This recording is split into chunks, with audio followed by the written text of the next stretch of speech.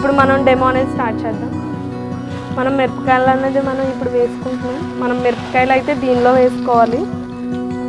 Switch అనేది on చేస్తాం.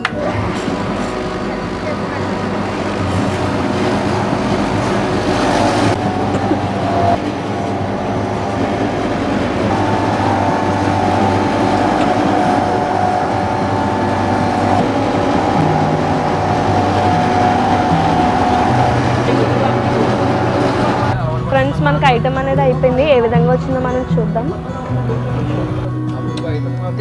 Friends చూడండి, మనకు కారం అనేది మనకు చాలా మెత్తగా అనేది వచ్చింది.